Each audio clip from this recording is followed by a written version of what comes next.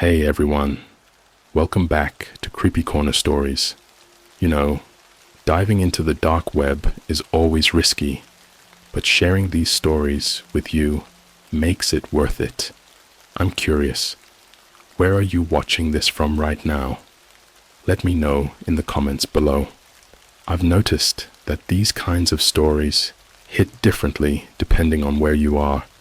It might even make the experience a little creepier. So, tell me, are you watching from the safety of your home or somewhere less secure? I found a hidden dark web page selling canceled TV show episodes. One episode revealed why the show was really taken off air.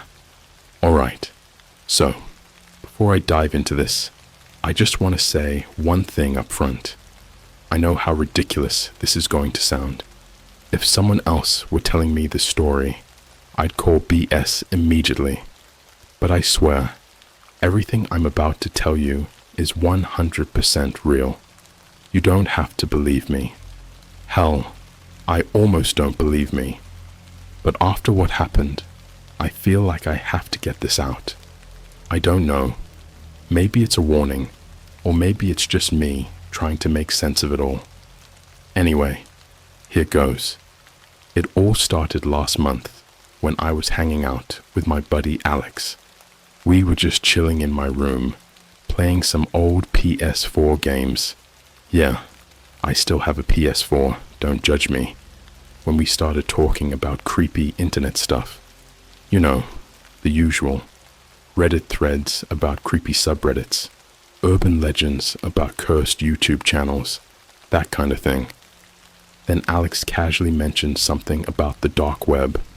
Now, I've always been curious about the dark web, but I'd never actually tried going there. You hear so much about it. Drug deals, hitmen for hire, human trafficking rings. But at the same time, it's kinda hard to believe it's real. I mean, if it's that bad, wouldn't the FBI just shut it down or something? Alex, though, swore he'd been on it before. Dude, he said, leaning back against my desk chair. You wouldn't believe the crap I've seen on there. There's like black market auctions for like organs, legit organs, and these forums where people brag about crimes they've committed. It's insane. Yeah, right, I said, rolling my eyes. You're full of it. He grinned. Want to see for yourself? At first, I said no. I mean, obviously. The last thing I wanted was the FBI showing up at my door because I clicked on the wrong link. But Alex kept pushing, and eventually, my curiosity got the better of me. So, I downloaded Tor, set up a VPN, and let him guide me through the basics. At first, it wasn't as exciting as I thought it'd be. Most of the links were either dead or just led to boring forums with paranoid users posting about Bitcoin and cybersecurity. Honestly, it felt more like a tech nerd convention than the digital underbelly of society. But then Alex found this one site that was different. It didn't have a flashy name or anything. Just a black background with a single line of text in white font. Obscura archives. Access the lost and forgotten. I remember laughing nervously when I read it. What is this? A creepypasta site? Alex shrugged. Only one way to find out. When he clicked the link, it took us to this weird, minimalist homepage. There was no logo, no description, just a search bar and a message at the bottom that said, "Enter with caution." We sat there for a moment, staring at the screen. Then Alex typed "Lost Media" into the search bar and hit enter. And that's when things got weird. The screen flickered for a second before loading a list of results. Some of them were pretty normal. Old TV commercials, unaired pilots of sitcoms, but others were unsettling. There were entries like the banned episode of Redacted, an unreleased final season of Censored, One of them just said, "Do not watch," in all caps. Alex was all in by this point, clicking through the entries and reading the descriptions out loud. Most of them were behind paywalls, Bitcoin only, of course, but a few were free to preview. That's when we found it. The listing didn't have a title, just a thumbnail of static, with the words 1998 Kids TV, pilot episode, reason for cancellation included. Whoa, Alex said, scrolling down to the description. It read, pilot episode of unreleased children's television program, discovered in studio archives, cancelled after initial review. Warning, contains graphic content not suitable for children. Viewer discretion is advised. I didn't know what to think. Part of me wanted to close the browser and pretend we never saw it. But another part of me, a bigger, stupider part, was dying to know what could possibly be so bad that an entire show was canned before it even aired. Should we? Alex asked, hovering the mouse over the play button. I hesitated. I don't know, man. What if it's like a virus or something? It's just a video, he said. Come on, it's probably some cheesy horror thing. You know, like those fake haunted VHS tapes people post on YouTube. Against my better judgment, I nodded. All right, but if my computer explodes, you're buying me a new one. Alex laughed and clicked play. The video started with a title card that looked like it came straight out of a 90s Nickelodeon show. Bright colors, goofy font, and this upbeat jingle that honestly kind of slapped. The title of the show was Happy Town, and it featured these cartoon characters bouncing around on screen.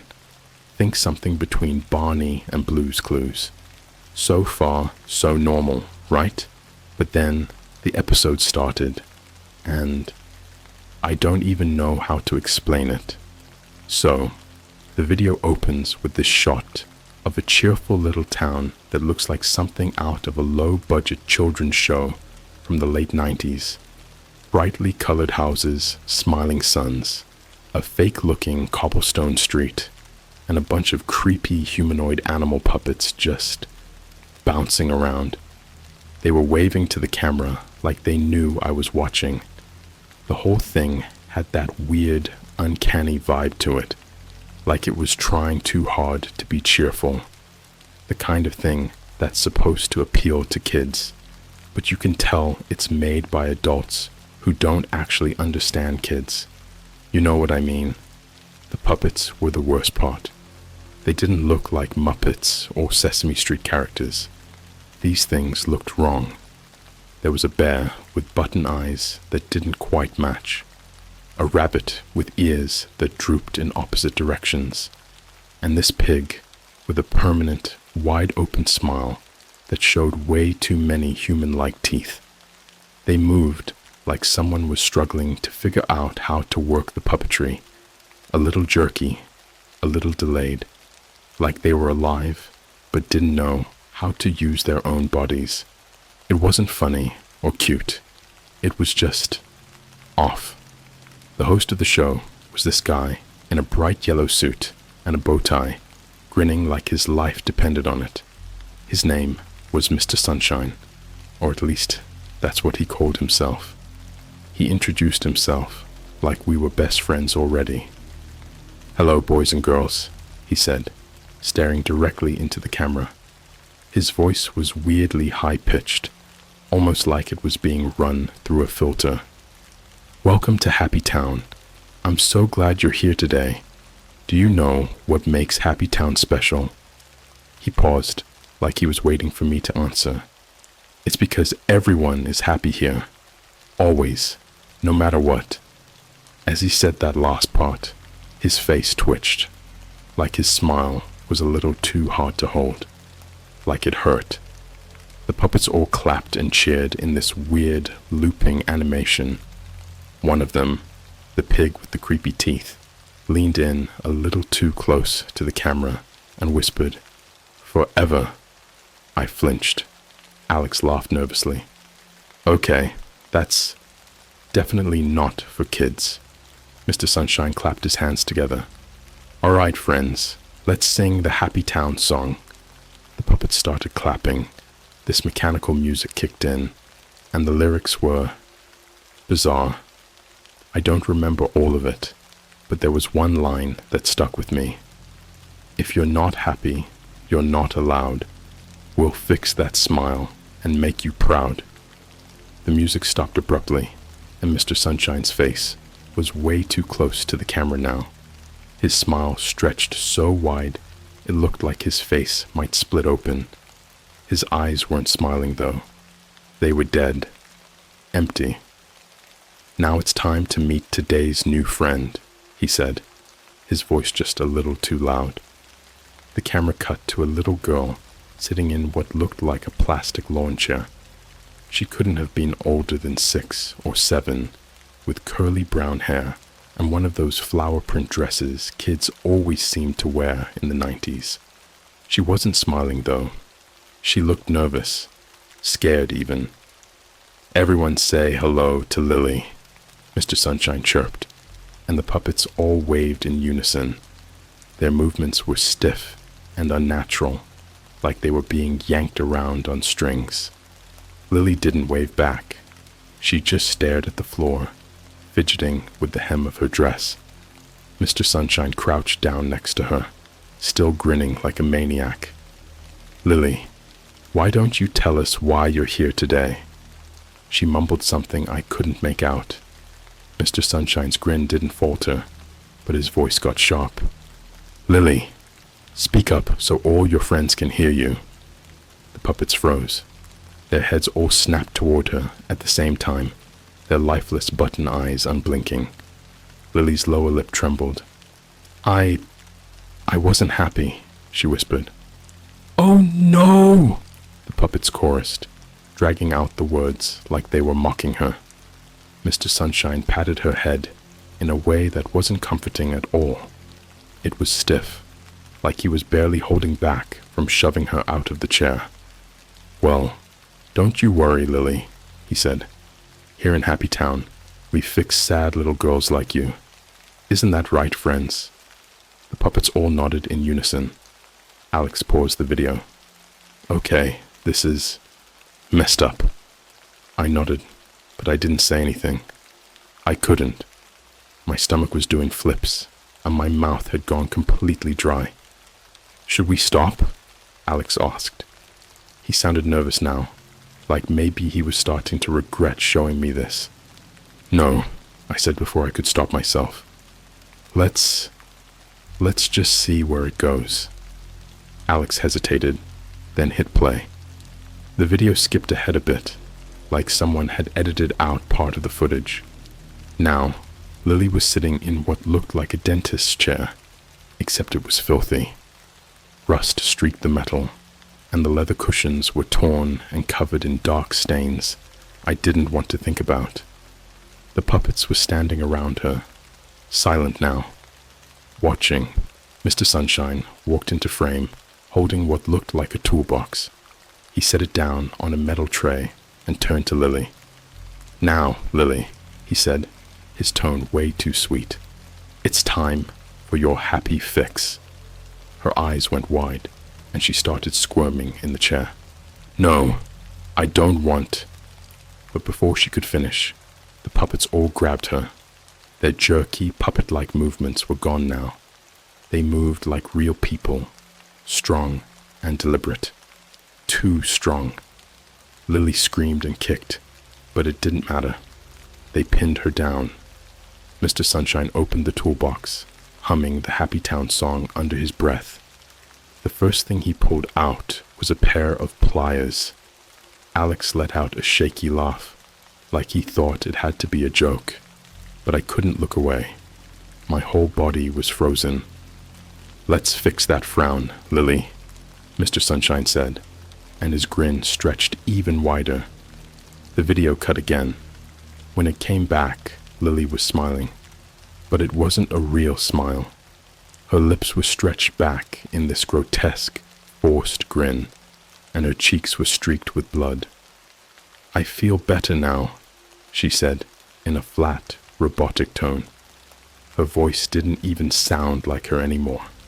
It sounded warped, like someone was playing it through a blown-out speaker. "Yay!" the puppets cheered, clapping their stiff little hands. Mr. Sunshine leaned into the camera one last time. His eyes were so wide they looked like they might pop out of his head. "Remember, friends," he said, "everyone's happy in Happy Town, and if you're not, we'll make you happy, whether you like it or not." The screen went black. Alex slammed the laptop shut, breathing hard. "What the hell was that?" I didn't answer. My brain felt like it was short-circuiting, but then I heard something, a faint mechanical voice coming from my computer. "If you're not happy, you're not allowed." The Happy Town song was playing. My computer wasn't even on. When I tell you Alex nearly threw my laptop across the room, I'm not exaggerating. The second that god-awful sing-song voice came out of my speakers, he panicked and slammed it shut. Again. But here's the thing. My laptop wasn't even on. I sat there, staring at the closed laptop like it might explode, while Alex was pacing back and forth, running his hands through his hair. He was trying to laugh it off, trying to act like it was some elaborate prank, but you could tell he wasn't buying his own excuses. "Bro, it's some kind of malware, right? Like, it's programmed to do that. Freak you out. That's all," he said, though his voice was shaking. "Yeah," I muttered, still staring at the laptop. "Sure, malware." But in the back of my mind, I wasn't so sure. Something about that video felt wrong. Not just creepy, but wrong in a way I couldn't explain. Like it wasn't just something we'd watched. Like it was something that had watched us back. Then Alex said something that made my stomach drop. "Wait a second," he muttered, crouching down in front of the laptop. "How did it play that song if it wasn't even on?" I didn't have an answer for that. Before I could stop him, he flipped the laptop open again. The screen was black, but the speakers were still crackling faintly, like there was something just barely out of range. Alex mashed the power button a few times, muttering curses under his breath, but nothing happened. The damn thing wouldn't turn on or off. It just sat there, humming like an engine idling in the dark. Then the screen flickered. Not like when your computer boots up. This was different. Jagged, uneven lines that jittered across the screen like an old VHS tape. And then, slowly, that goddamn Happy Town logo faded in. Alex stumbled back, nearly falling over my chair. "What the?" I didn't say anything. I couldn't. I just stared as the screen flickered again and showed something new. A live feed. It took me a second to realize what I was looking at. It was dark, the camera shaking slightly, like it was being held by someone walking. The feed was coming from what looked like a suburban neighborhood. You know the kind. Neat little houses with picket fences, each one just slightly different from the last, so they don't look like complete cookie-cutter copies. The camera moved closer to one of the houses. My chest tightened as I realized it looked familiar. Too familiar.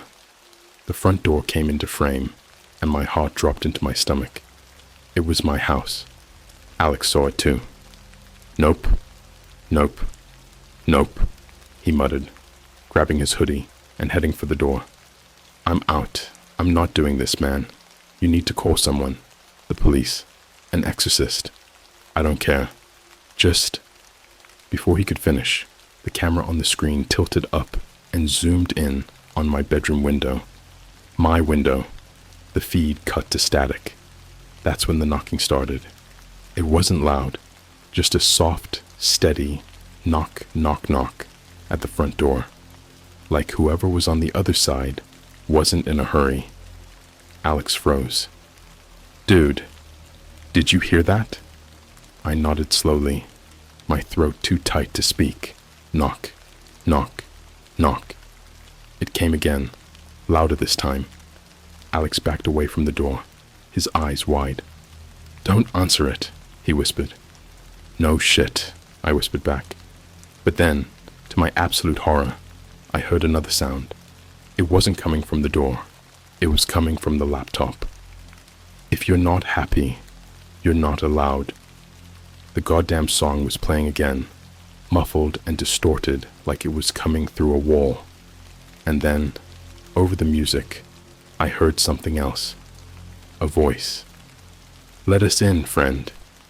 It wasn't coming from the speakers. It was coming from the front door. Alex lost it.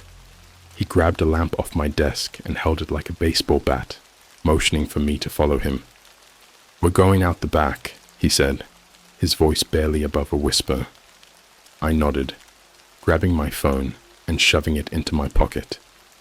We crept out of my room and down the hallway, every creak of the floorboards making my pulse race.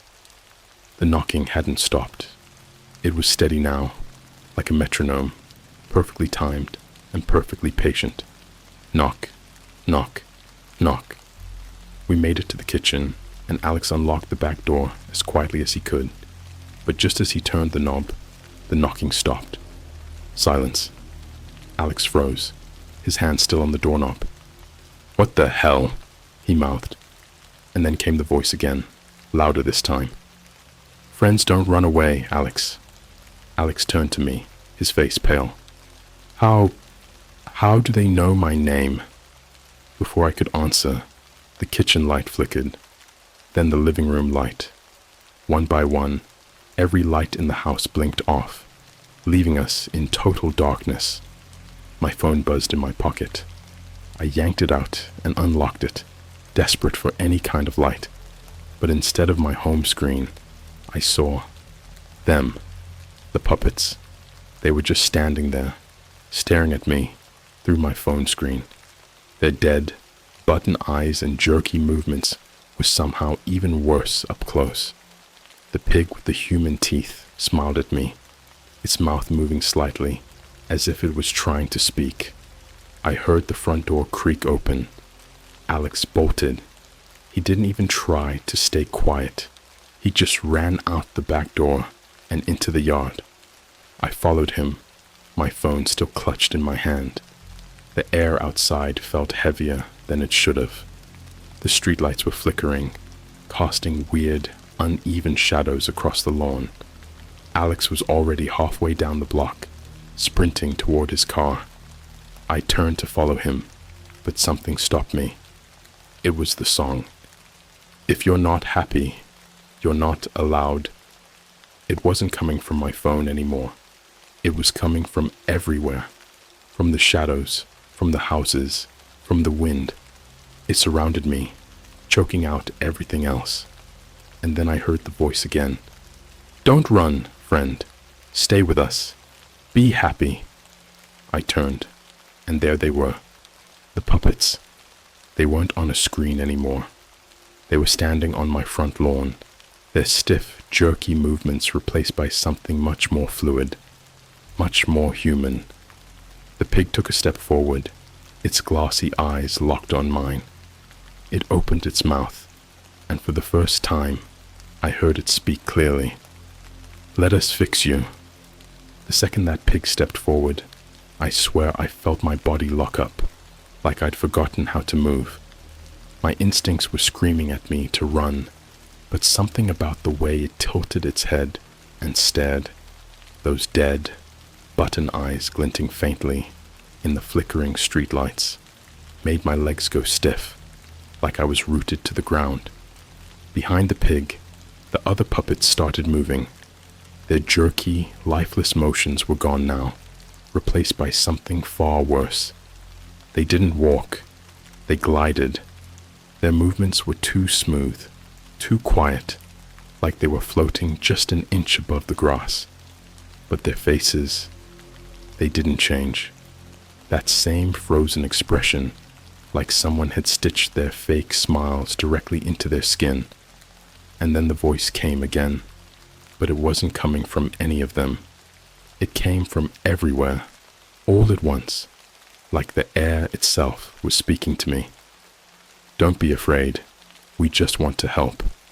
The pig raised its hand, if you could even call it a hand. It looked more like a twisted, fleshy mass wrapped in soft pink fabric. The fingers bent at wrong angles, curling unnaturally as it gestured toward me. I finally snapped out of it and turned to run, but the second I moved, the voice grew louder. "Stay with us, friend. Stay in Happy Town." My legs felt like they were wading through molasses.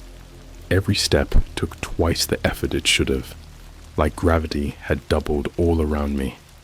I could see Alex up ahead, already fumbling with his car door, yelling something I couldn't hear over the blood rushing in my ears. And then I heard it. Footsteps. Not the heavy thud-thud of a person running, but a soft, rhythmic tap-tap-tap, like fingers drumming on a table. I didn't dare look back.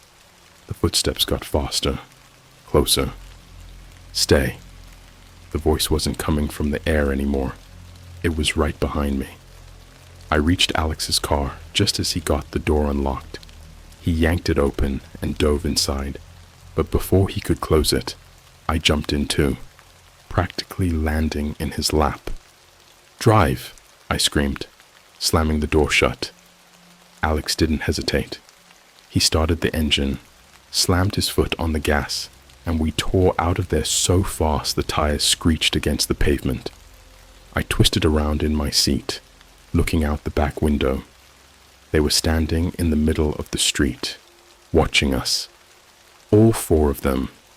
The bear, the rabbit, the pig, and that fourth one I hadn't really noticed before, the one I'd been too scared to focus on. It was human, or at least human-shaped, but it didn't move like a human. Its head was tilted so far to the side, it looked like its neck had snapped, and its arms were hanging loosely at its sides, unnaturally long, like they'd been stretched. I couldn't make out its face, but its outline in the flickering streetlights was enough to make my stomach churn. And then it started walking. No, not walking. Following. It didn't run. It didn't even seem to be in a hurry. It just moved. Somehow, it kept pace with the car, its head twitching every few steps like it was struggling to hold itself together. "Is it still there?" Alex yelled, his knuckles white as he gripped the steering wheel. "Yes," I screamed back. "Just keep driving." We sped through the neighborhood, running stop signs and barely slowing for turns. I thought we'd lose it once we hit the main road, but it didn't stop. Every time I looked back, it was there. Sometimes I saw the pig, sometimes the rabbit, sometimes it. They weren't running, but they were always there, like they were gliding through the dark, no matter how fast we went. The car was silent, except for the sound of Alex's breathing, sharp and shallow. Then, out of nowhere, my phone buzzed again. I hesitated. I didn't want to look at it. I didn't want to see whatever was waiting for me. But I couldn't stop myself. I pulled it out of my pocket, and my blood turned to ice. It was a notification, a text message from an unknown number. "Why are you running, friend? Don't you want to be happy?" I showed Alex the screen, and he swore under his breath. "Turn it off," he said, his voice shaking. "I can't," I muttered, staring at the screen. The notification was still there, but no matter how many times I swiped at it, it wouldn't go away. Then another one popped up. "Turn around, friend. Look at us." I didn't want to, but I couldn't stop myself. I glanced out the back window again, and my heart nearly stopped. The pig was standing in the middle of the road. It wasn't following us anymore. It was just there, staring directly at me with that grotesque, too human smile. Then, slowly, it raised one hand and pointed, not at me, at Alex. "Look out!" I screamed, but it was too late. The car jerked violently to the side as Alex swerved to avoid something in the road. We spun out, tires screeching, and slammed into a tree with a sickening crunch. Everything went black for a second. When I came to, the first thing I noticed was the silence. The engine had died, and the only sound was the faint crackling of broken glass. "Alex," I croaked, turning toward him. He was slumped over the steering wheel, blood trickling from a gash on his forehead. He groaned faintly, and relief washed over me. He was alive. But before I could say anything, the voice came again. "Time to be happy." I froze. It wasn't coming from the air this time. It wasn't coming from my phone, or the speakers, or even the shadows. It was coming from right outside the car. I turned slowly, my heart pounding so hard I thought it might burst. The pig was standing there, its face pressed against the driver's side window. Its button eyes didn't blink. Its mouth stretched impossibly wide, revealing rows of sharp, glinting teeth that definitely hadn't been there before.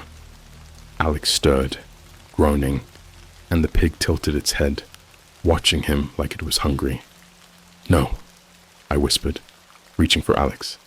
"No, no, no. Wake up, Alex. Wake up." The pig raised its hand and tapped on the glass, the sound echoing in the silent night. Tap, tap, tap. Alex's eyes fluttered open, and he turned his head slowly, groggily. When he saw the pig, he screamed.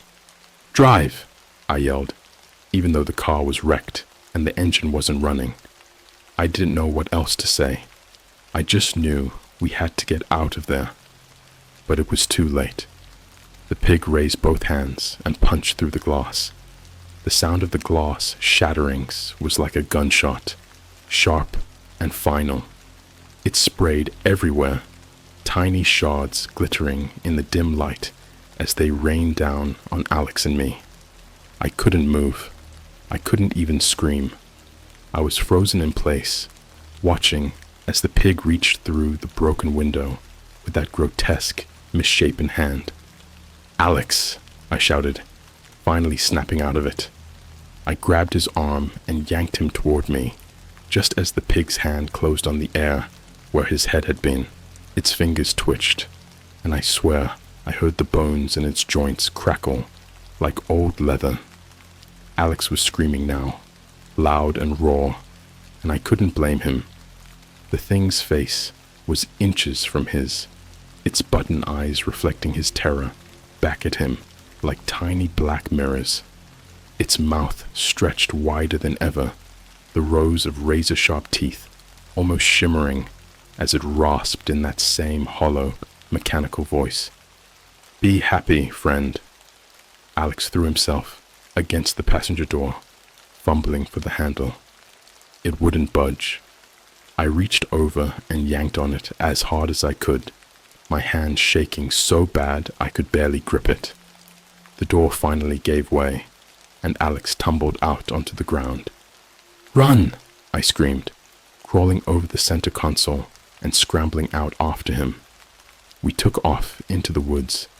I didn't even know where we were.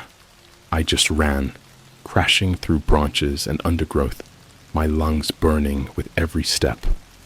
Alex was ahead of me, clutching his bleeding forehead as he pushed through the trees. Behind us, I could hear them coming. The pig wasn't alone anymore. The bear, the rabbit, and the human-shaped one were with it, their movements silent and unnatural. They didn't run like we did. They glided, their limbs bending and twisting in ways that should have been impossible, their glassy eyes glowing faintly in the dark. But the worst part, they were laughing. It wasn't normal laughter. It was distorted, broken, like an old cassette tape being chewed up by a dying machine. It didn't sound human. It didn't sound like anything that should exist in this world. "Keep going," Alex yelled, glancing back over his shoulder. "I'm trying," I gasped, tripping over a root and nearly face-planting into the dirt. The laughter grew louder, closer. "Don't run, friends," the voice called, that same voice from the video. It was smooth and sweet, but underneath it was something darker, something hungry. "Stop running, and we'll fix you. Stop running, and you'll be happy." We broke through the tree line and stumbled onto an old hiking trail. It was narrow and overgrown, the kind of place you'd only find if you knew it was there. I had no idea where it led, but it didn't matter. We just kept going. "Do you see them?" Alex panted, glancing over his shoulder again. I risked a look back and immediately wished I hadn't. They were closer now, close enough that I could see their faces clearly, even in the dark. The pig's teeth were glinting, red and wet, with something I didn't want to think about. The bear's button eyes were dangling from its face by thin, frayed threads, swinging with every step.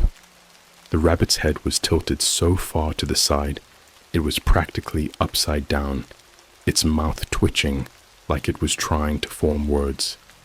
But it was the human-shaped one that scared me the most. It wasn't human. Not really. Its skin was pale and smooth, like it had been molded out of plastic. Its face had no features, just a blank, flat surface where its eyes and mouth should have been. And yet, somehow, I could feel it staring at me. "Over here!" Alex shouted, grabbing my arm and yanking me down a smaller path that branched off from the main trail. We ran deeper into the woods, the trees closing in around us like skeletal fingers. The laughter faded for a moment, and I thought maybe, just maybe, we'd lost them. But then I heard it again. The song. "If you're not happy, you're not allowed."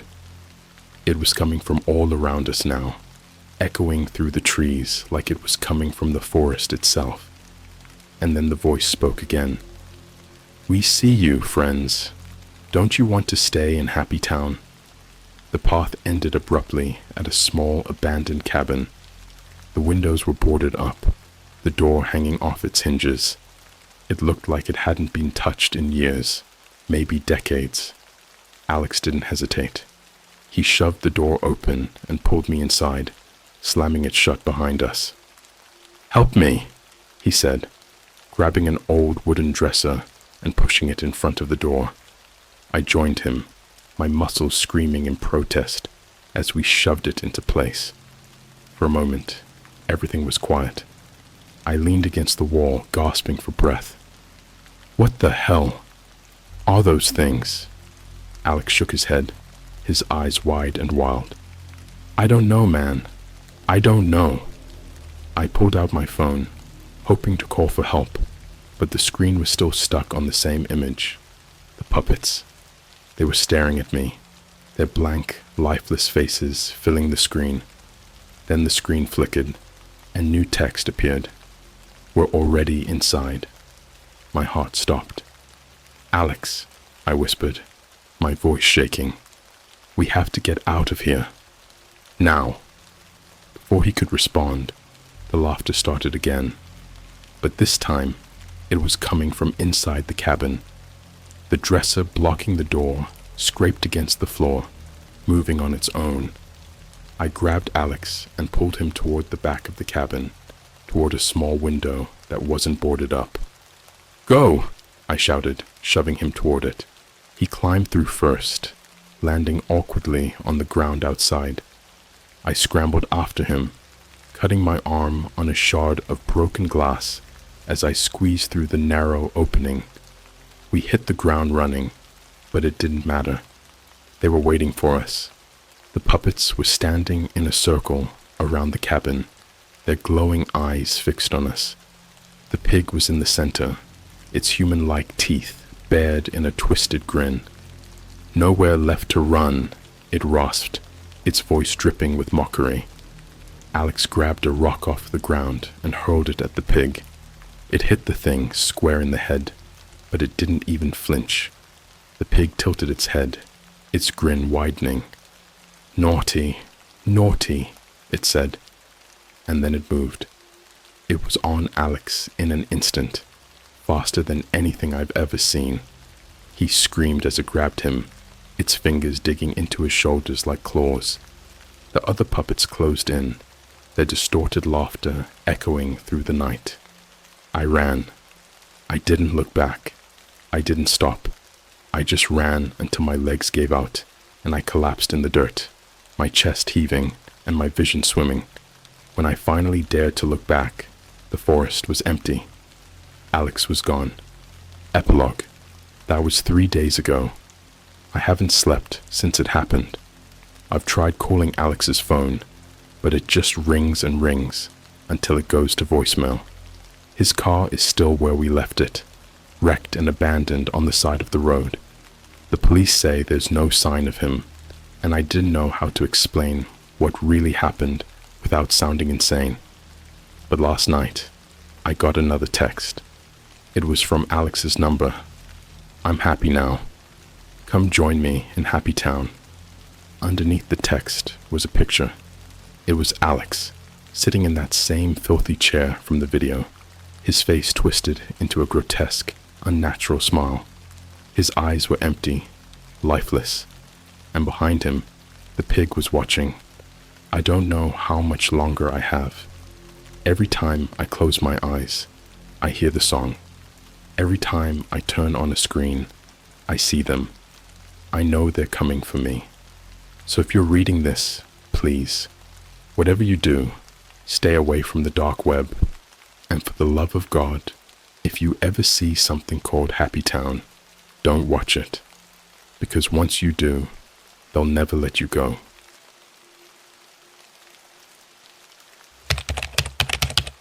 I discovered a hidden Reddit thread linked to the dark web. Every comment was a warning about events that haven't happened yet.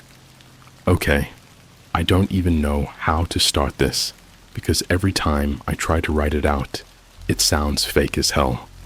But I swear to you, everything I'm about to say really happened. I'm writing this because I don't know who else to tell, and if I don't put it out there, I feel like it's going to happen again.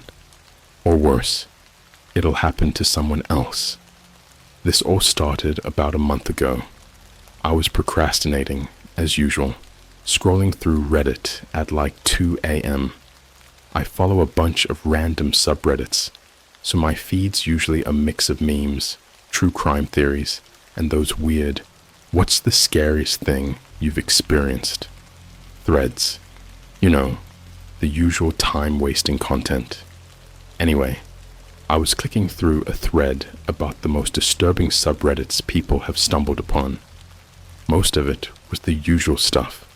Subs filled with gore, creepy cult communities, people role-playing serial killers.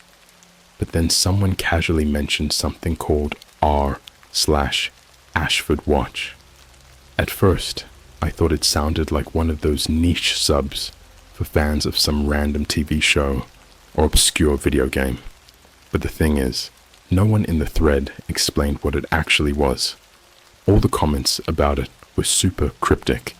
Stuff like, "Yeah, I found r/Ashford Watch once. Wish I hadn't. Whatever you do, don't post on it. It's not a subreddit, it's a trap." Obviously, I was intrigued. I know, classic mistake, right? Curiosity killed the cat and all that. But in my defense, this wasn't my first deep dive into Reddit weirdness. I've clicked through some sketchy threads before, and I always came out fine. I figured this would be the same, just a bunch of internet weirdos trying to freak people out. So I typed r/Ashford Watch into the search bar. Nothing came up. It wasn't banned, and it wasn't quarantined. It just didn't exist. Or at least, not in the normal way. That's when I remembered this thing I read about subreddits that don't show up in the search bar. They're only accessible if you have the exact link. I probably should have stopped there, but instead, I got resourceful. I found an archived comment on some ancient Reddit thread that had a direct link to our Ashford watch. I hesitated for like 2 seconds before clicking it. The page loaded instantly, but it wasn't what I expected. There was no subreddit header, no rules or flair, nothing. Just a blank black background with a single pinned post titled, "Are you watching?" I thought it was some kind of joke, like one of those edgy ARG subreddits where people post cryptic clues and pretend they're being stalked by demons or something. So I clicked on the pinned post, expecting a wall of nonsense text, or maybe some ASCII art of a skull. But nope. The post was completely blank, except for one thing, a single link. Now, this is where I really should have stopped. I don't know what it was, the time of night, my boredom, or just sheer stupidity, but instead of backing out, I clicked it. The link didn't take me to another Reddit page. It dumped me onto a completely black website with no navigation, no logos, nothing. Just this weird pixelated chat box in the center of the screen. At first, I thought I got trolled into some old school chat room, or worst case scenario, a phishing site. But then I noticed the text in the chat box wasn't from me. It was a single message from an anonymous user. "Welcome. You are now watching." And right below that, there was a live feed of Reddit comments, except they weren't normal comments. The first one read, "The kid in the red hoodie at the Starbucks on 5th Avenue will leave in 10 minutes. He won't make it home." I stared at the screen, confused as hell. Was this some kind of weird live RP? Maybe someone pretending to be psychic or trying to act edgy. But then, as I was about to close the tab, another comment popped up. "Tomorrow, the 9:15 a.m. bus in downtown Chicago will crash. 5 people won't survive. A man in a black jacket will be the cause." Okay, at this point, I was creeped out, but I figured it was probably just some deep web LARP or a bot spitting out random doomsday predictions. Still, there was something about the specificity of it all that stuck with me. Before I could think about it too much, another comment popped up. "You, watching this, will soon have a choice to make. One you can't undo." I immediately closed the tab. My heart was racing, and I couldn't explain why. It wasn't like the site did anything to me. It didn't try to hack my computer or ask for my info. But the way those comments popped up, the eerie specificity, the timing, it felt personal. I told myself it was nothing, just some creepy internet rabbit hole meant to freak people out. I didn't sleep much that night, but by morning, I was convinced it was just a bad dream or some overactive late-night paranoia. And then I saw the news, right there on my phone's home screen. Breaking, Starbucks, customer found dead near 5th Avenue store. Details emerging. I froze. It couldn't be the same Starbucks, right? There's a Starbucks on every corner. But when I clicked the article, my stomach dropped. The victim was described as a teenage boy in a red hoodie. I wish I could tell you I immediately went to the cops or deleted the link or something smart like that. But I didn't. I couldn't stop thinking about it, about the weird comments, the site, the predictions. And when the next morning rolled around, I checked the news again. Sure enough, there was a massive bus crash in downtown Chicago at exactly 9:15 a.m. 5 people were killed, and witnesses reported seeing a man in a black jacket acting erratically right before it happened. I know it sounds crazy. I can't explain it, but I'm telling you, it wasn't a coincidence. Those comments were warnings. And the worst part? The site didn't just predict things, it was tracking me too. I don't think I even touched my phone for the rest of that day. I kept pacing around my apartment, trying to convince myself I was imagining things. Like, maybe I read the Starbucks and bus crash stories wrong. Maybe it was just some freak coincidence, and the comments I saw had nothing to do with it. But no matter how hard I tried to shake it, something inside me kept screaming that I wasn't wrong. Those events weren't just random, and that thread, r/Ashford Watch, or whatever the hell it was, had something to do with it. Still, I stayed away. For about a week, I avoided Reddit altogether. I even deleted the app off my phone. But it didn't matter, because the thread didn't need me to come back to find me. It started with the emails. One morning, I opened my inbox to find a new email with no subject line. The sender's address was just a string of random letters and numbers, and for a second, I thought it was spam. But when I opened it, my blood went cold. The email had no message, no introduction, just a single link. The same one I'd clicked to get to the weird Reddit thread in the first place. I don't know why, but I couldn't bring myself to delete it. I just stared at the link for what felt like forever. Something about it made me feel like it was watching me back. I finally closed my laptop and went about my day, trying to ignore the gnawing feeling in the pit of my stomach. But that night, as I was getting ready for bed, my phone buzzed. I picked it up to find a DM on Instagram. Now, I don't have a big following or anything. I mostly just use Instagram to follow meme pages and post the occasional picture of my dog. But this message wasn't from anyone I knew.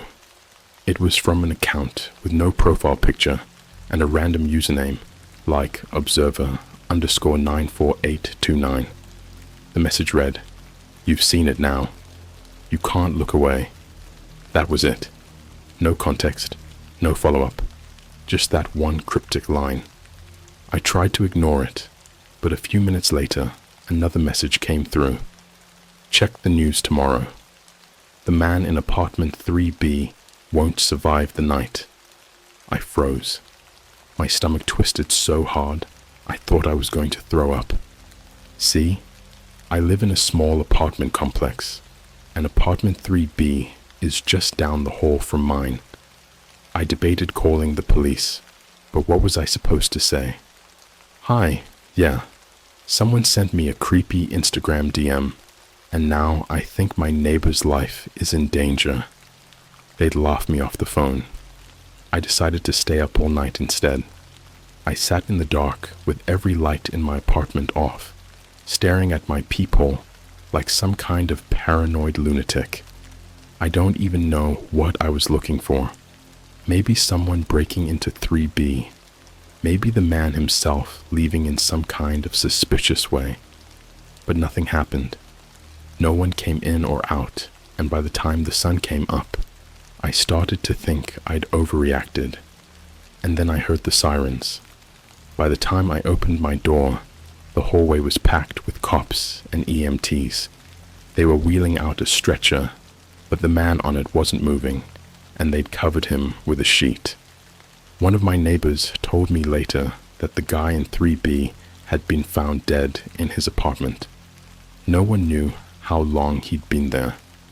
The official story was that he'd had a heart attack, but something about it felt off. I couldn't stop thinking about the message. The man in apartment 3B won't survive the night. How could anyone know that? For the next few days, I started noticing little things that didn't feel right. Like, I'd get random friend requests from accounts with no profile pictures. My phone would buzz with notifications from numbers that didn't have names. At first, I tried ignoring it. I'd delete the messages, block the accounts, and convince myself it was just trolls. but the more I ignored it, the worse it got. One night, I was walking my dog around the block when I noticed a car parked on the corner. At first, it looked like any other car, but as I got closer, I realized there was someone sitting in the driver's seat, just staring at me. I don't know how to explain it, but their face didn't look right. Like, it wasn't wrong exactly. It was just blank, empty. Their eyes didn't move, and their expression didn't change, even when I stared directly at them. I tugged on my dog's leash and practically ran back to my apartment. But when I got inside and looked out my window, the car was gone. The messages started getting more personal after that. One night, I got an email with the subject line, "You're next." When I opened it, there was no message, just a single attachment. I clicked on it before I could stop myself, and my screen filled with a grainy black and white photo. It was a picture of me, sitting at my desk, in my apartment. I felt my chest tighten. There was no way anyone could have taken that photo.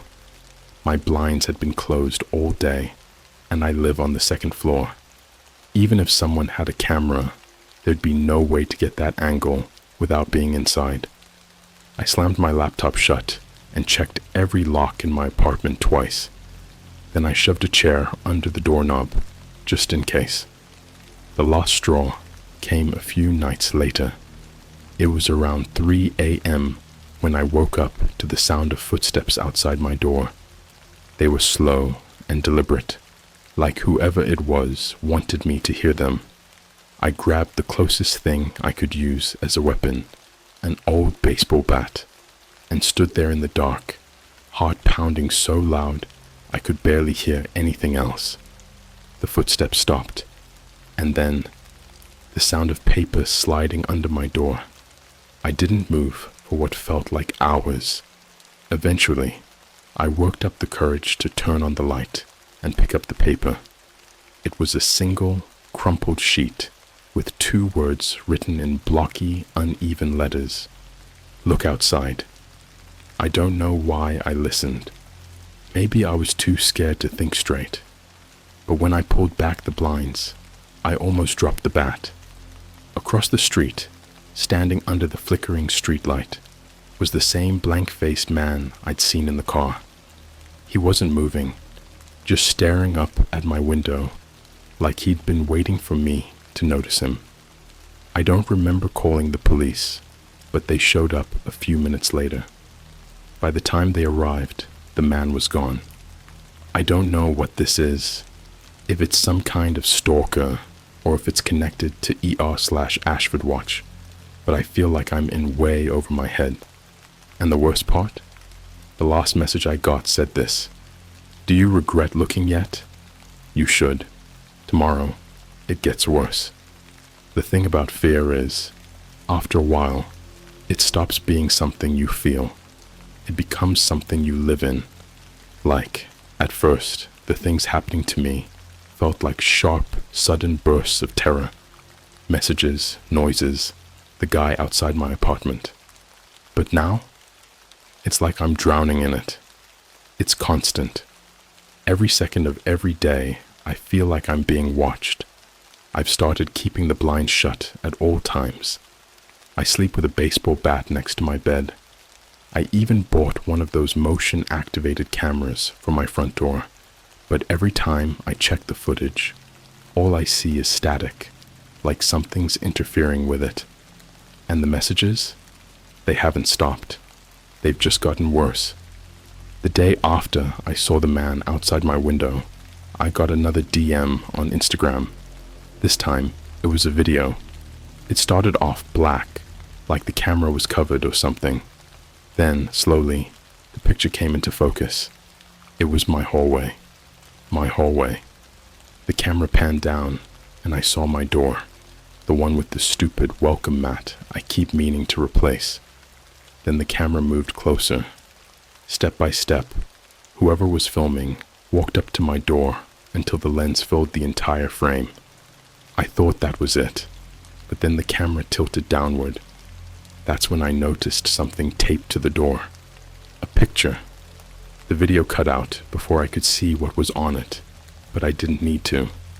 As soon as I opened my door, I saw it for myself. It was a Polaroid of me, sleeping. My stomach dropped.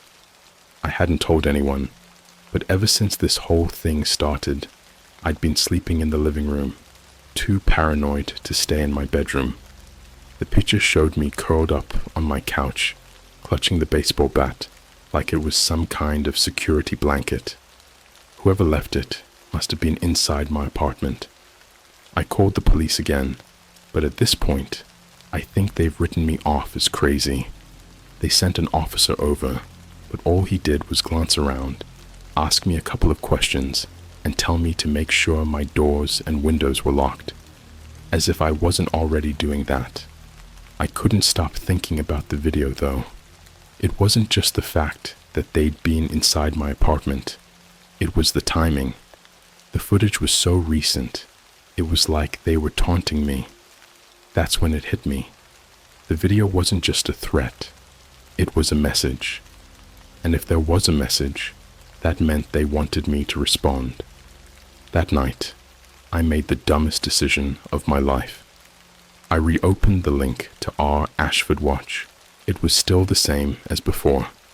Blank black background, single pinned post. But this time, when I clicked the post, it didn't take me to the weird live comment site. Instead, it brought me to a new page with a single sentence at the top. You are part of the watch now. Do you understand? Underneath, there were 2 buttons, yes and no. I sat there staring at the screen for what felt like hours. My hands were shaking so bad, I almost dropped my mouse. But I couldn't just not answer. Something about the page felt alive, like it was waiting for me to make a move. And the longer I sat there, the more the tension built, like it was daring me to click. So I did. I clicked yes. The screen went black. For a second, I thought my computer had crashed, but then text started to appear, letter by letter, like someone was typing it in real time. Welcome. You will now be tested. Then the screen changed again, and I was staring at a live video feed. At first, I didn't recognize what I was looking at. The camera was angled low, showing a dimly lit room with concrete walls and a single metal chair in the center. There was someone sitting in the chair, a man, blindfolded and tied up. Before I could process what I was seeing, more text appeared on the screen. You control what happens next. Type your decision. I froze. What the hell was this? Some kind of sick game. That's when I noticed the chat box at the bottom of the screen. It was empty, except for a blinking cursor, waiting for me to type something. My hands hovered over the keyboard, but I couldn't bring myself to type anything. Then more text popped up. If you do nothing, he dies. If you choose, he might live. I don't know what came over me, but I started typing, "Who is he?" The response was immediate. Someone who has seen too much. Like you. My stomach twisted. I looked back at the screen, at the man in the chair, and for a split second, I thought I saw him move, his head jerking slightly to one side, like he was trying to free himself. More text appeared.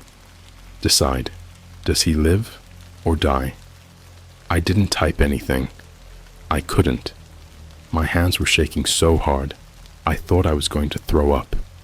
But then the camera zoomed in, and I saw his face. It wasn't someone I knew, but there was something human about him, something that made it impossible to look away. He was crying. I slammed my laptop shut and ran to the bathroom, trying not to puke. I spent the rest of the night curled up on the floor, shaking.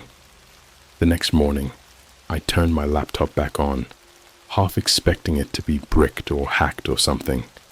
But no, it was fine. Everything looked normal. except for one thing. There was a new folder on my desktop titled Your Choice. I didn't want to open it, but I didn't have a choice. My fingers felt numb as I clicked the folder, and when it opened, I felt my stomach drop. There were pictures, hundreds of them. They were all of me, walking my dog, buying groceries, sitting in my apartment.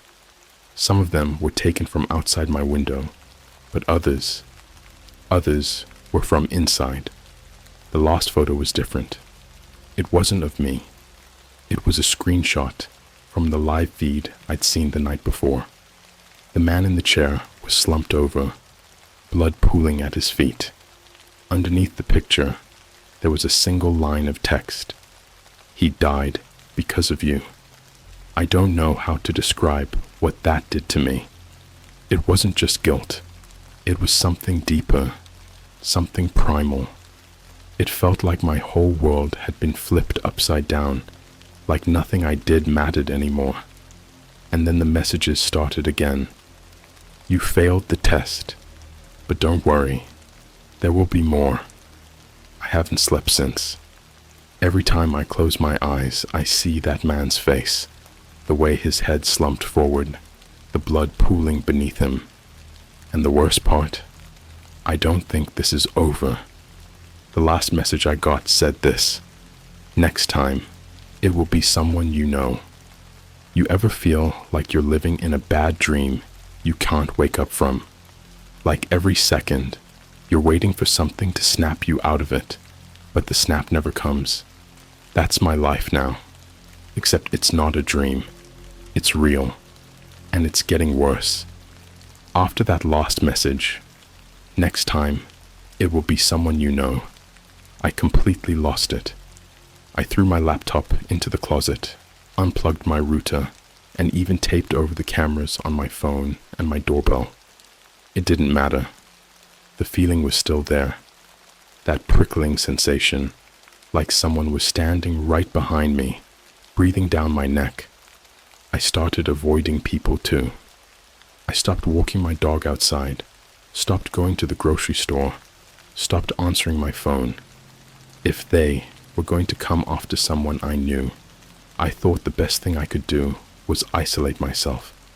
If I didn't talk to anyone, didn't see anyone, maybe they couldn't use that against me.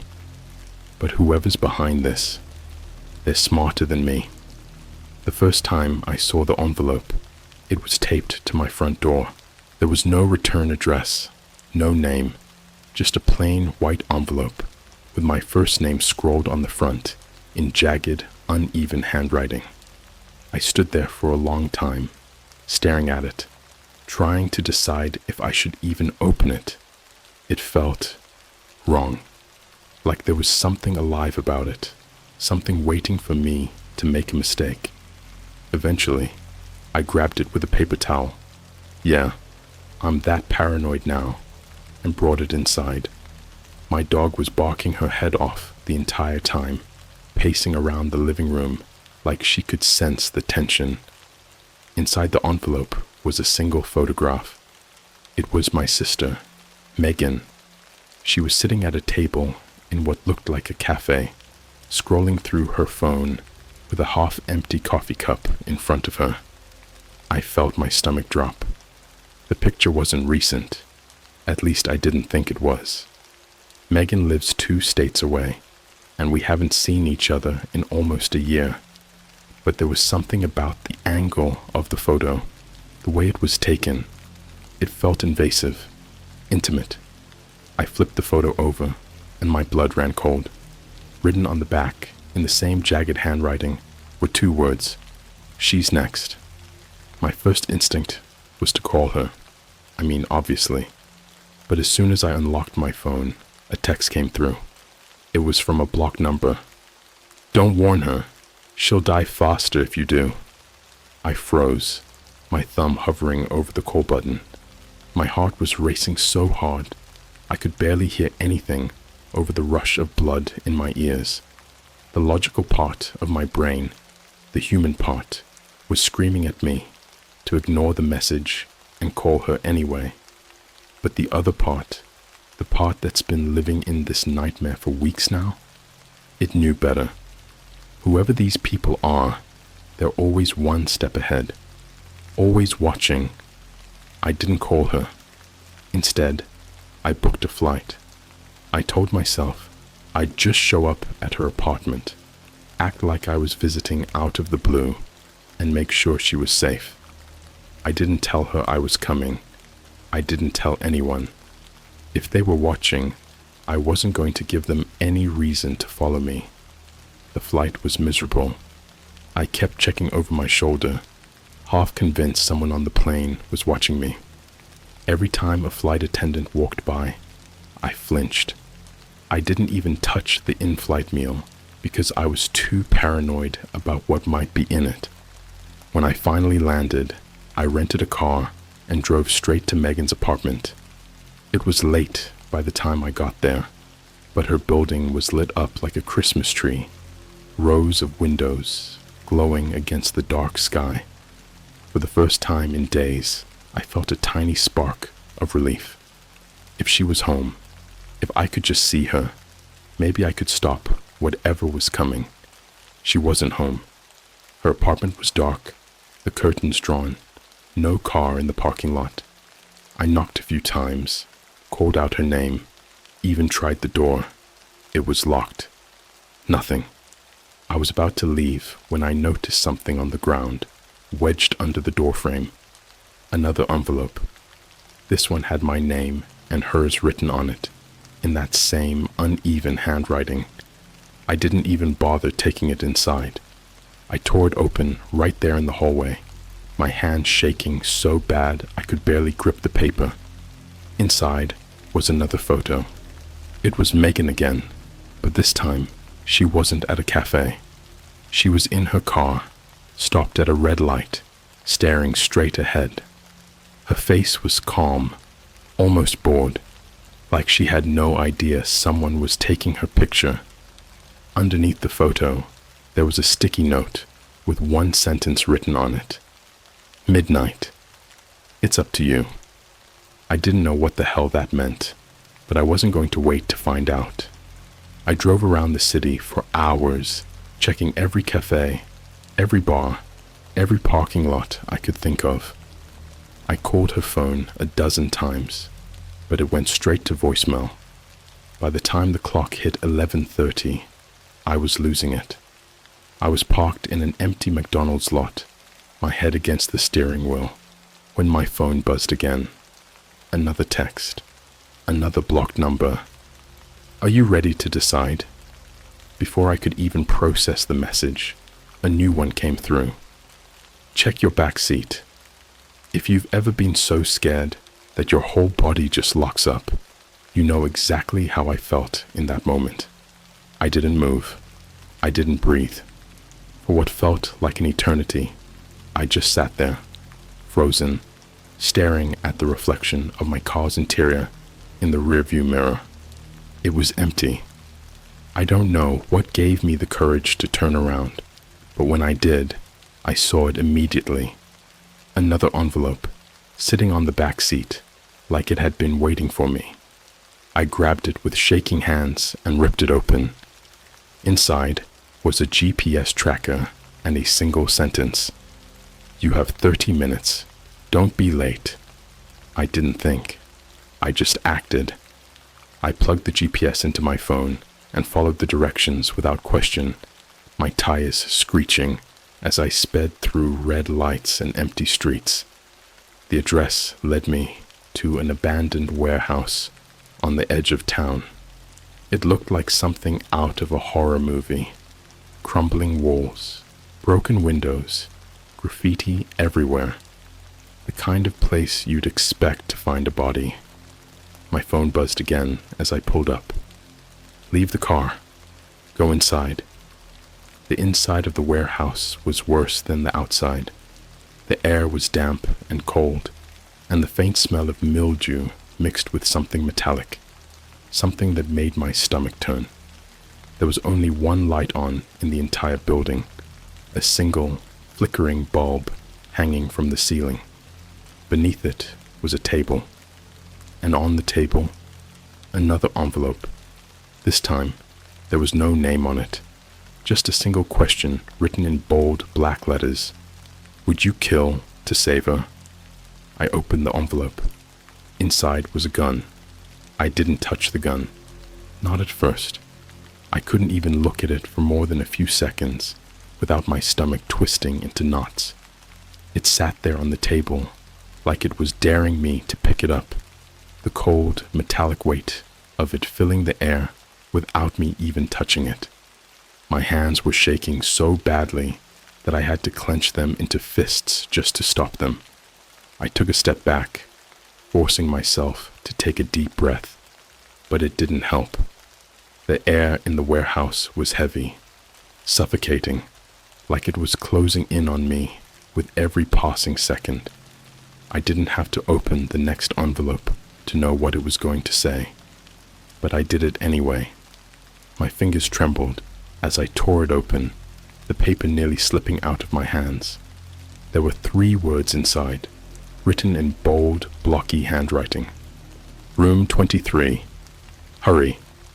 The moment I read it, a loud buzzing noise erupted from my phone. It wasn't a ringtone or a notification. It was an alarm, a timer. I looked down at the screen to see a countdown ticking down from 10 o'clock. I froze. 10 minutes. 10 minutes to do. What? Save Megan. Do something with the gun. The question spun through my head, but I didn't have time to think. The only thing I knew for certain was that I couldn't waste a second. I grabbed the gun. I don't even remember making the decision. I just knew I couldn't leave it there. It felt heavier than I expected, the cold metal biting into my palm. I stuffed it into my jacket pocket, the weight of it pressing against my ribs, and started moving. Room 23. The warehouse was huge, a labyrinth of dark hallways and crumbling walls. The dim light barely illuminated the floor in front of me, and every shadow felt like it was reaching for me, threatening to swallow me whole. As I ran, the smell grew stronger. That metallic tang. Blood. I passed door after door, each one numbered in faded, peeling paint. Room 12. Room 16. Room 19. The numbers felt like they were mocking me, stretching the distance between me and Megan with every step. My chest tightened as the timer on my phone ticked down. 7:45, 7:44, 7:43. When I finally reached room 23, the door was already open. The room was small, barely larger than a storage closet. The only light came from a single bulb swinging from the ceiling, casting wild shadows on the walls. And in the middle of the room, Megan was tied to a chair. Her head was slumped forward, her blonde hair falling in front of her face. At first, I thought she was unconscious, or worse, but then she let out a low, muffled groan. A gag was tied around her mouth, and her wrists and ankles were bound with thick, coarse rope. Relief and panic hit me all at once. She was alive. Alive. But she wasn't safe. Not yet. I rushed toward her, fumbling with the knots on her wrists, but they were so tight that I couldn't get a grip. My fingers were slick with sweat, slipping uselessly against the rope. "Megan," I whispered, my voice trembling. "It's me. I'm gonna get you out of here, okay? Just hold on." She looked up at me then, her blue eyes wide and filled with tears. She was trying to say something, but the gag muffled her words, turning them into desperate, incomprehensible sounds. I felt something cold press against the back of my neck. "Step away from her." The voice was deep and flat, completely devoid of emotion.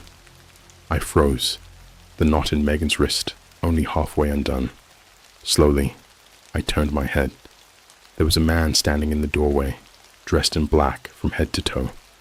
A ski mask covered his face, but his eyes, cold, empty, inhuman, bored into me like he could see straight through me. He was holding a gun. "Back up," he said, motioning with the barrel. I raised my hands and stepped away from Megan, my heart pounding so hard I thought it might burst. The gun in my jacket pocket felt like a burning brand against my skin, but I didn't dare reach for it. "What do you want?" I asked, my voice cracking. "Why are you doing this?" The man didn't answer. Instead, he stepped aside, revealing another figure behind him.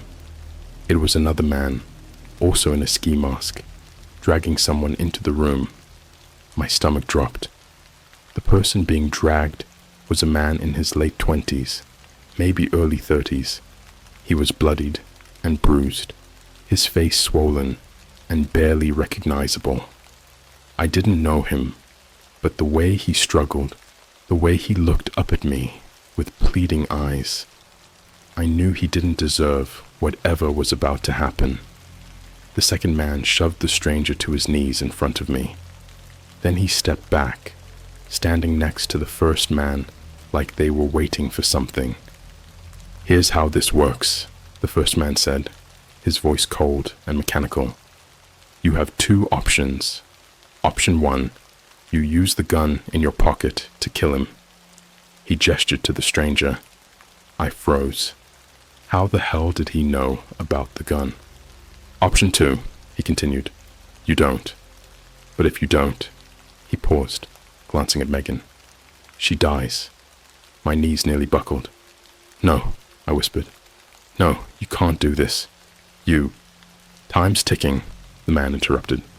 He gestured toward my phone, which was still buzzing in my pocket. "You have 6 minutes. Choose." I turned to Megan, my vision blurring with tears. She was shaking her head violently, her muffled screams growing louder, more desperate. The stranger on his knees looked up at me, blood dripping from his split lip. "Please," he croaked. "I have a family. I have kids. Please don't."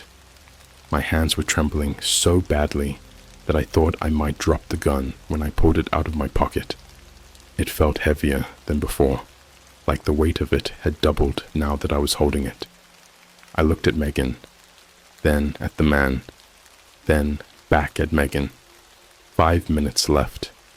I tried to think, to reason, but my mind was a mess of noise and static. If I killed the man, I'd save Megan, but I'd have to live with the fact that I'd taken an innocent life. But if I didn't, I couldn't finish the thought. The first man stepped forward, raising his gun and pointing it at Megan's head. 4 minutes, he said. I don't know how long I stood there, frozen in place, the gun shaking in my hands. It felt like the walls were closing in on me, like the air was being sucked out of the room. The stranger was sobbing now, his pleas becoming more frantic. Megan was thrashing against her restraints, screaming behind the gag. 3 minutes, the man said. I squeezed my eyes shut. My finger hovered over the trigger. 2 minutes. And then I made my choice. I don't remember pulling the trigger. I don't remember the sound of the gunshot, or the way the stranger's body crumpled to the floor. All I remember is the silence that followed. It was deafening. The 2 men nodded, like they were satisfied, and walked out of the room without another word. Megan's screams pulled me back to reality. I dropped the gun, ran to her, and ripped the gag off her mouth. "Why?" she screamed, tears streaming down her face. "Why did you do it?" But I didn't have an answer. I still don't. That was 3 days ago. Megan hasn't spoken to me since. She won't answer my calls, my texts, nothing. And the worst part, the messages haven't stopped. I got one this morning. It was short, just 3 words. "You're one of us." And attached to it, a photo of me holding the gun.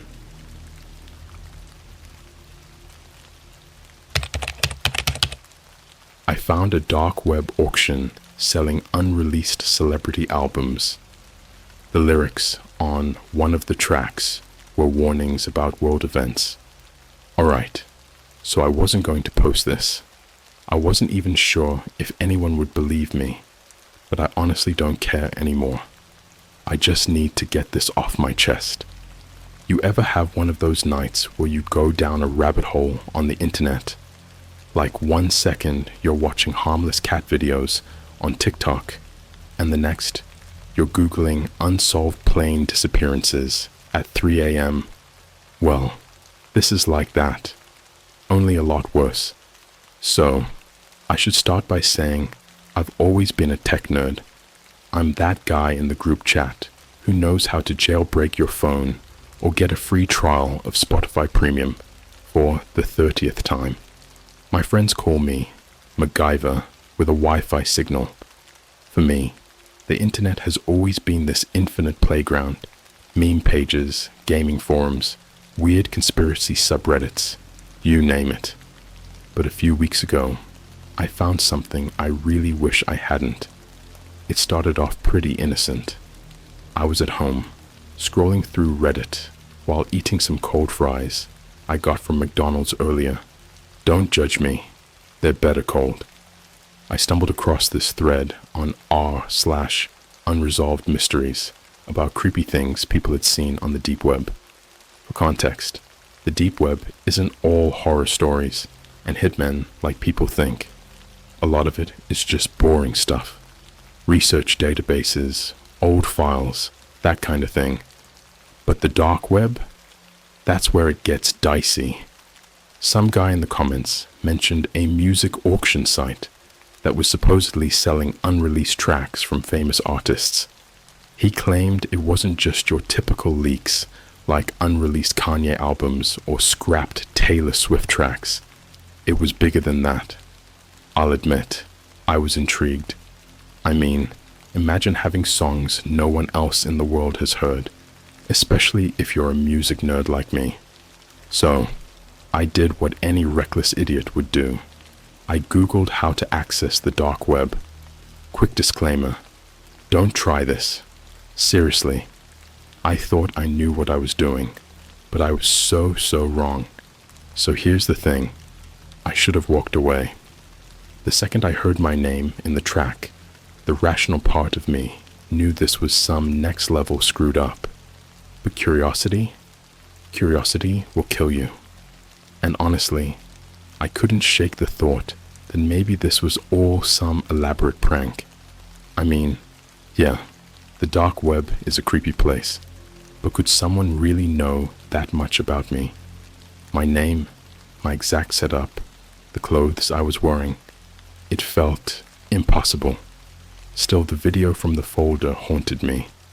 The way it zoomed in on the back of my head, like whoever filmed it was just standing there, inches away. What freaked me out the most wasn't even the footage, it was the sound. You know when you watch something in complete silence and your brain starts filling in the gaps? That's what it felt like.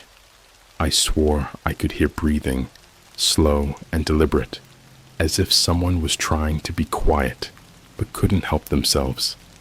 After I unplugged my laptop and taped up the camera, I tried to forget about it. I buried myself in work, spent time scrolling mindlessly through Instagram, and even re-downloaded Candy Crush like I was a grandma. But no matter what I did, I kept hearing those words. Prepare yourself. April is coming. It didn't stop there.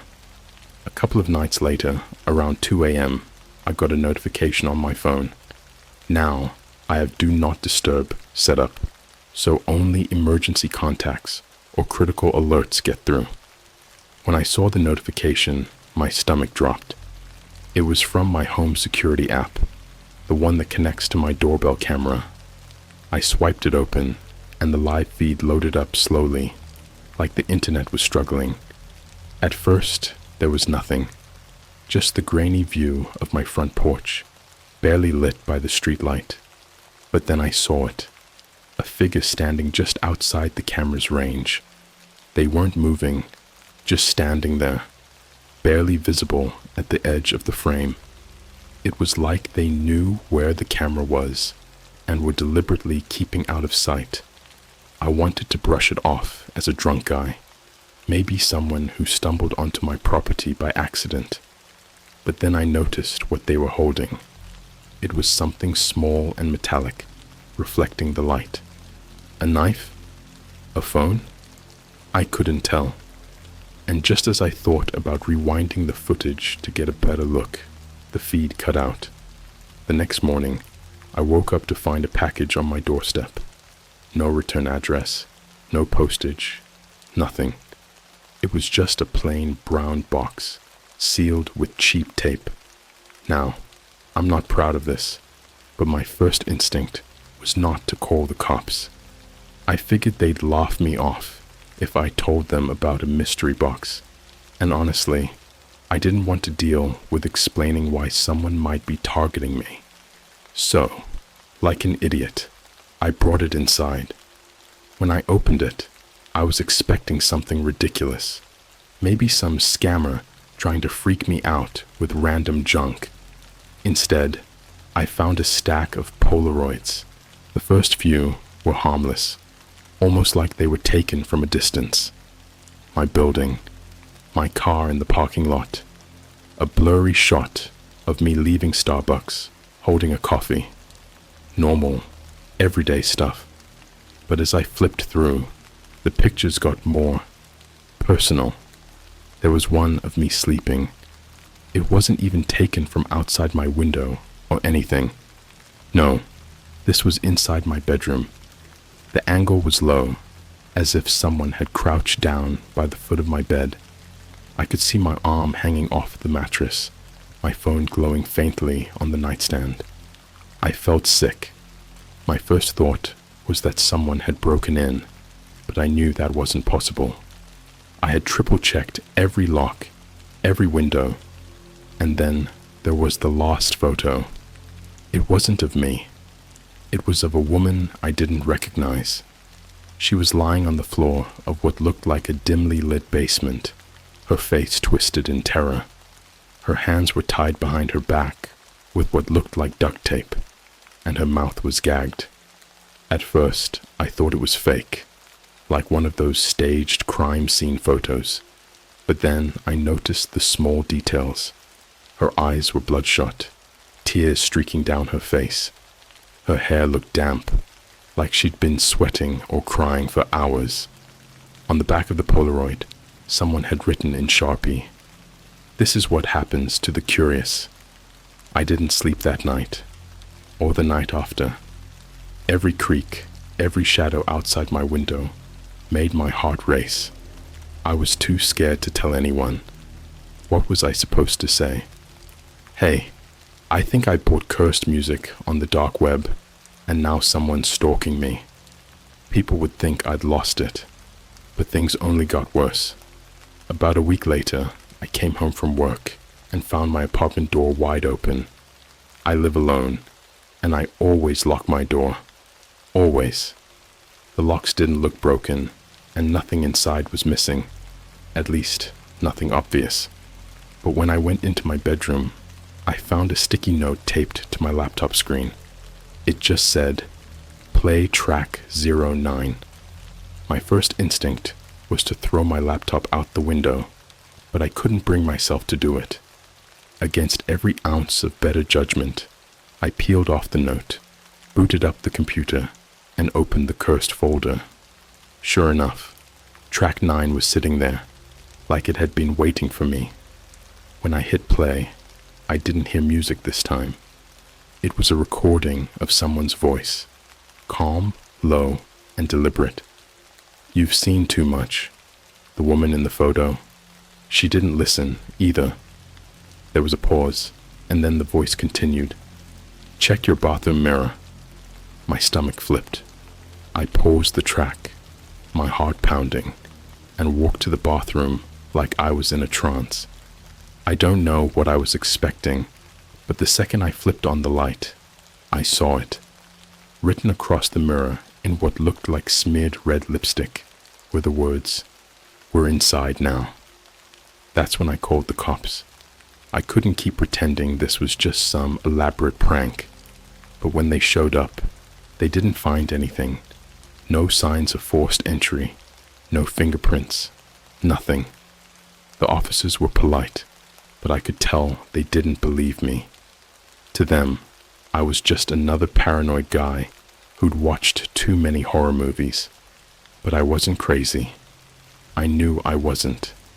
The next night, I heard footsteps outside my bedroom door. I locked myself in, clutching the heaviest thing I could find, which, embarrassingly, was a table lamp. I listened as the footsteps grew louder, then stopped right outside the door. I waited. Minutes felt like hours. Eventually, I must have passed out from sheer exhaustion, because when I woke up, it was morning.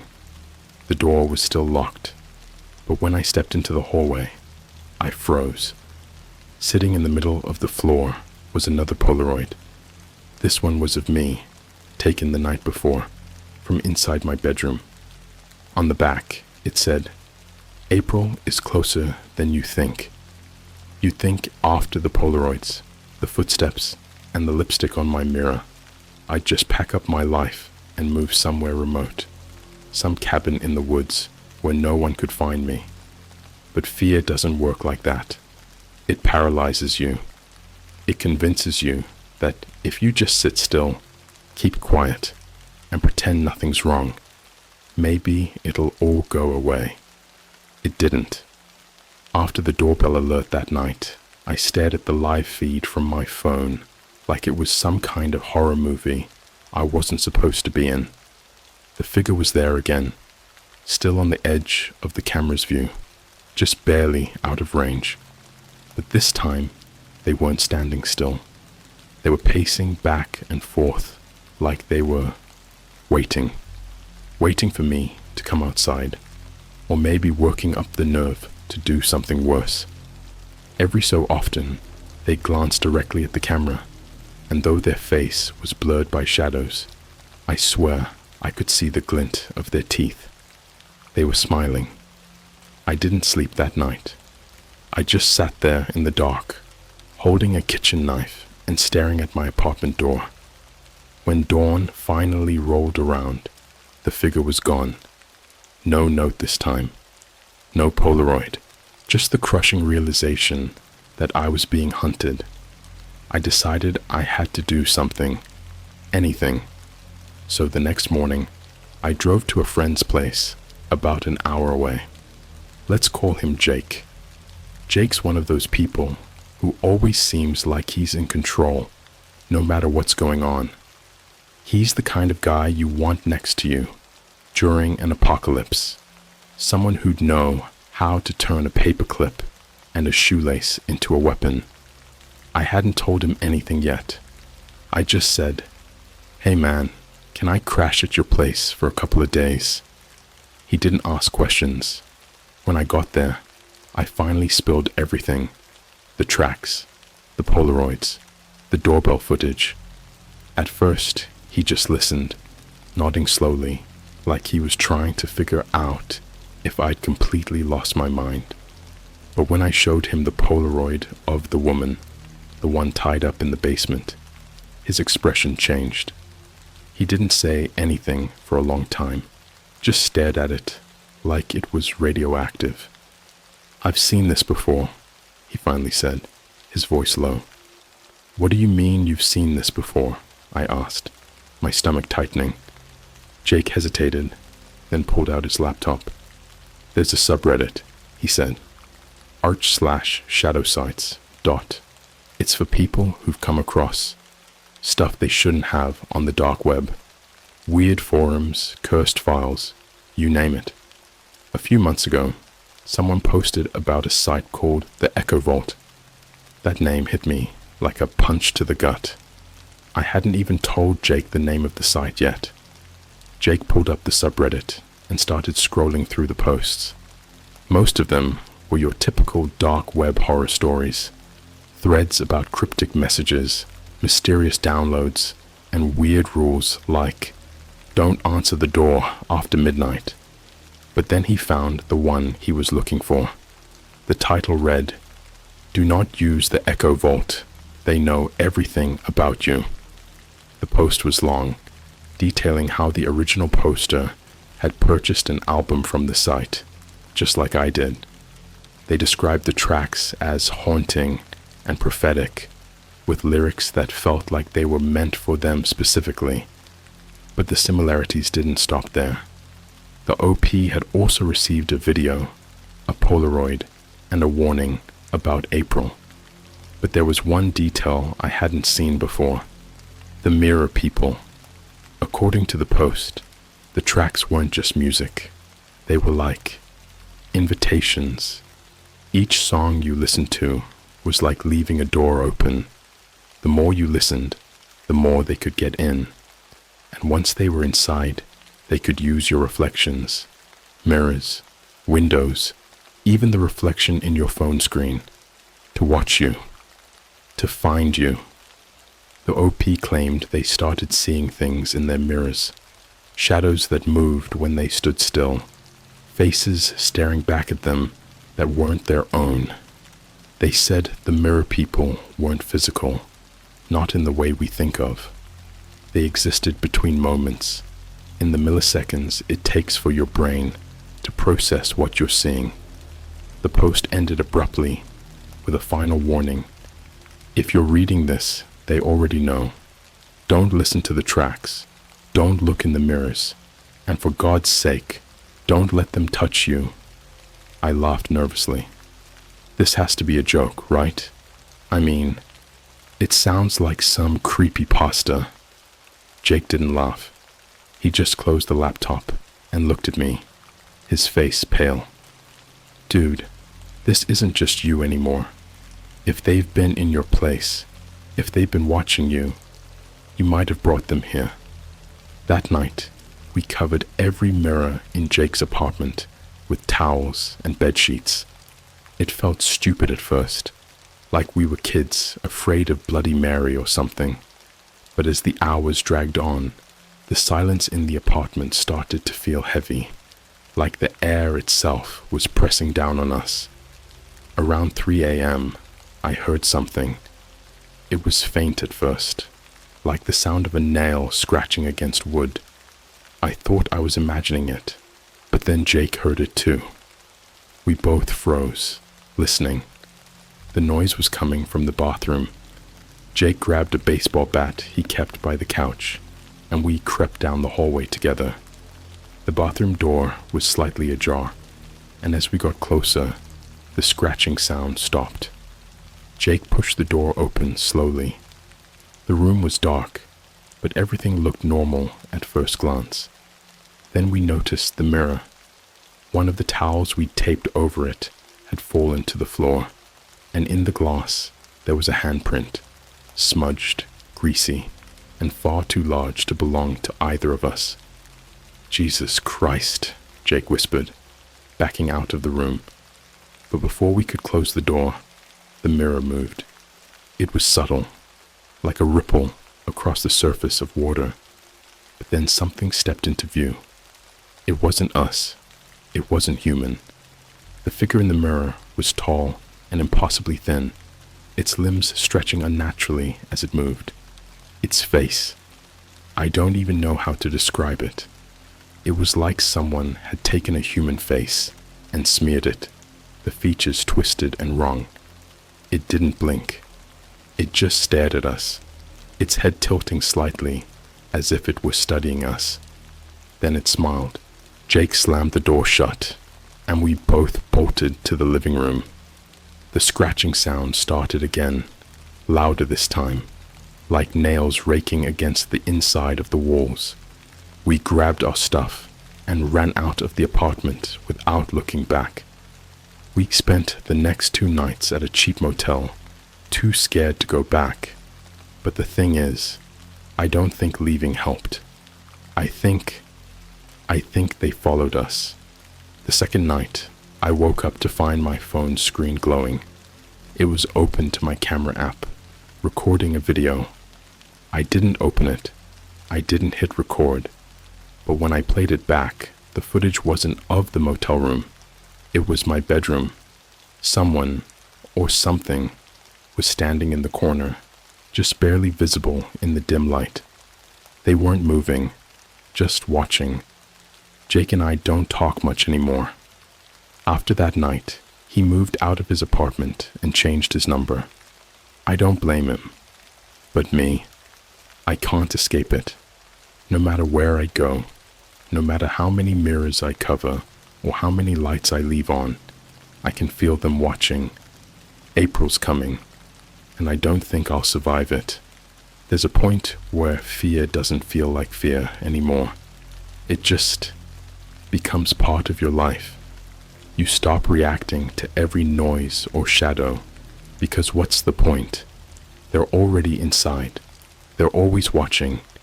You can't escape something that knows where you sleep, what you eat, what you dream. Something that can bend the rules of reality, just enough to remind you that you're not the one in control anymore. For me, that point came 3 days ago. April is here. I've been trying to keep my routine as normal as possible, hoping I can stay sane, or at least keep up the illusion of normalcy. I go to work. I scroll through my phone. I try to pretend the world hasn't already started to unravel around me. But now, the cracks are too big to ignore. The first sign? The reflections. At work, I noticed it in the elevator. The doors are this cheap, polished metal, and they give off a blurry, warped reflection. I was standing there, holding my coffee, when I realized something was off. My reflection wasn't holding a coffee.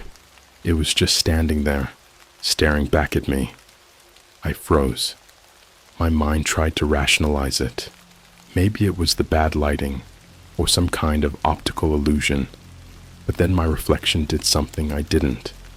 It smiled. Not the kind of smile you give to a stranger in passing. This was a slow, wide grin that stretched too far, like it was trying to show me every tooth in its mouth. I bolted out of the elevator before it could reach my floor. Later that night, I noticed my phone screen acting weird again.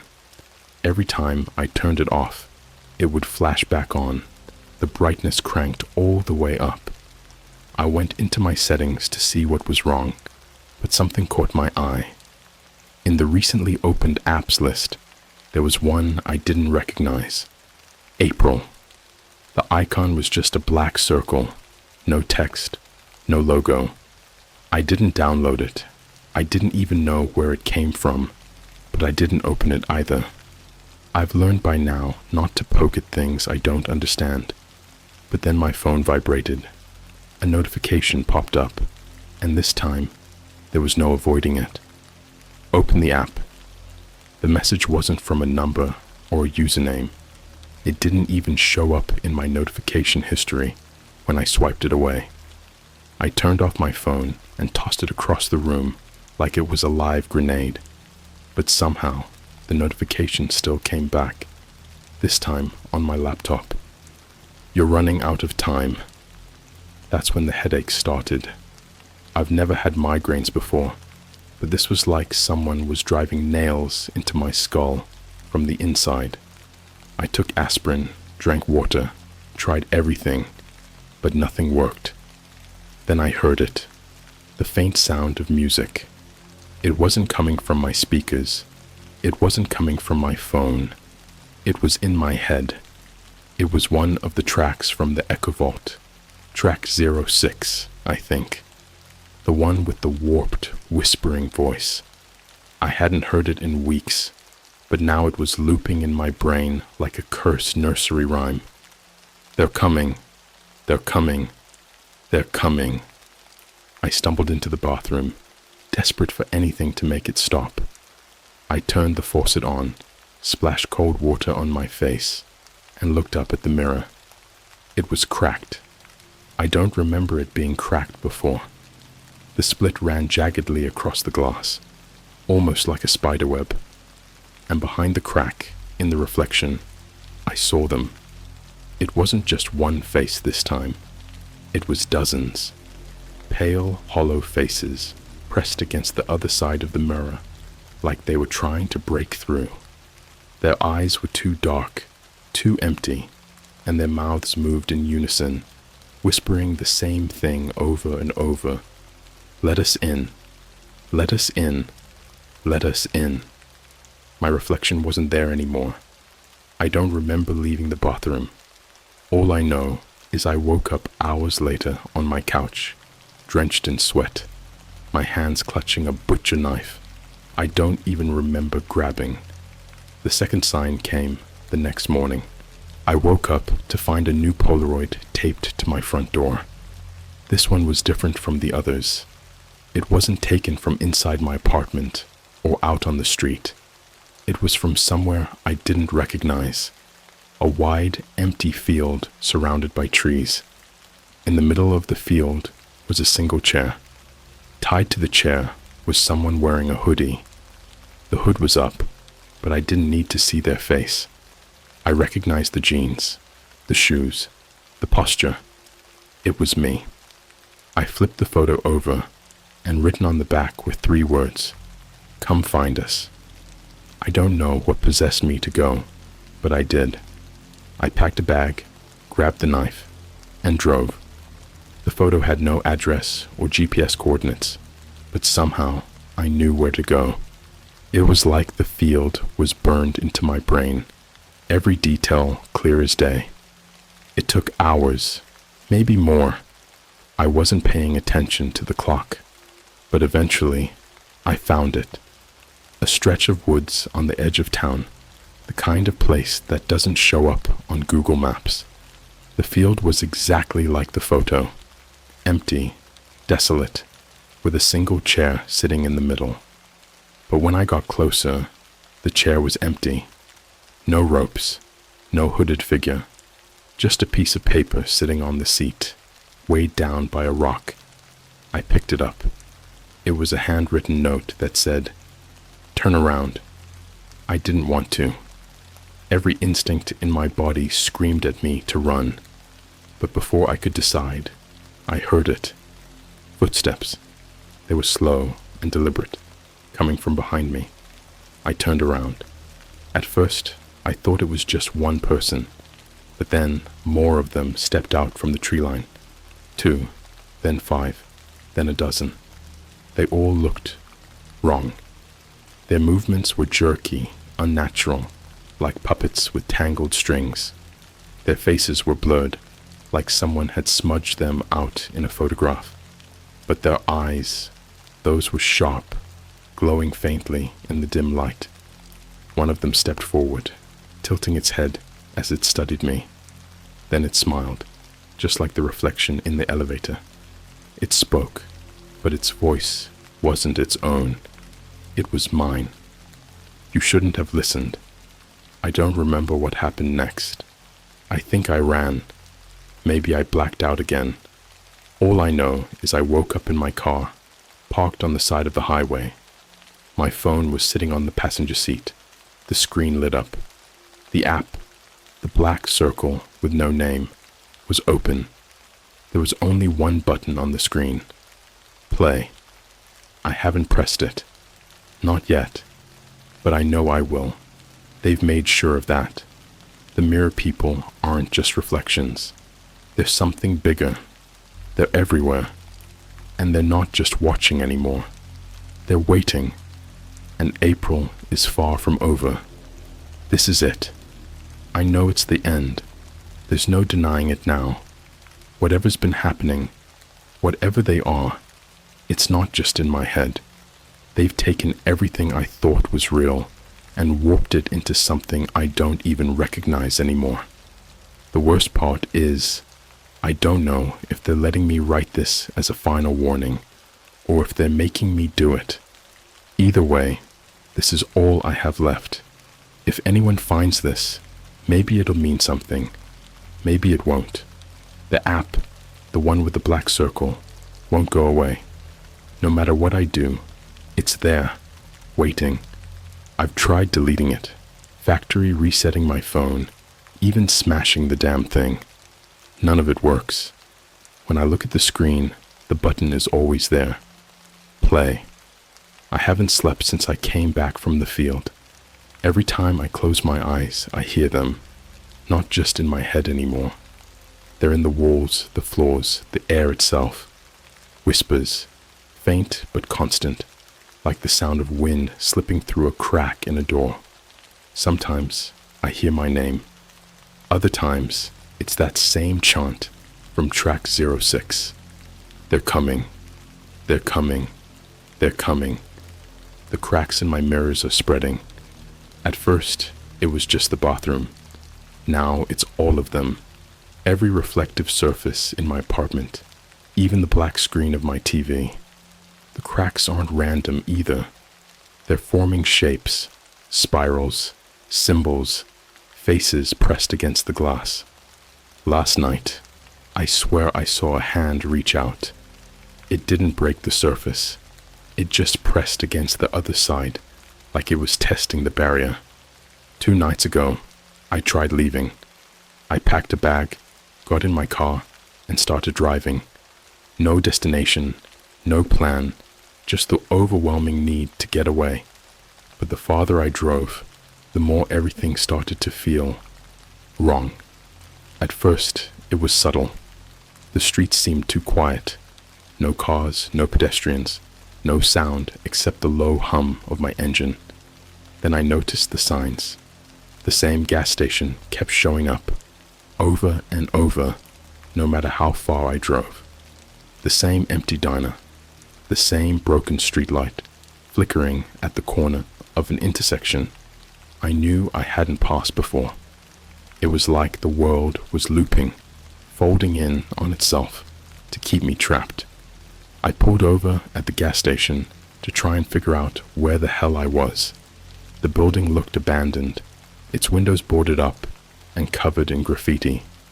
But as I got out of the car, I noticed the door was slightly open, swinging gently in the wind. Against my better judgment, I stepped inside. It was pitch black, except for the faint glow of a flickering neon open sign. The air smelled stale, like dust and rot, and the shelves were mostly empty, save for a few cans of expired food. But in the middle of the store, sitting on the counter, was another Polaroid. I didn't want to pick it up. My hands were shaking, my brain screaming at me to leave. But I couldn't stop myself. It was like my body was moving on its own. When I flipped the photo over, my blood ran cold. It was a picture of my car, parked outside the gas station. In the background, I could see the outline of a figure standing in the shadows, watching me.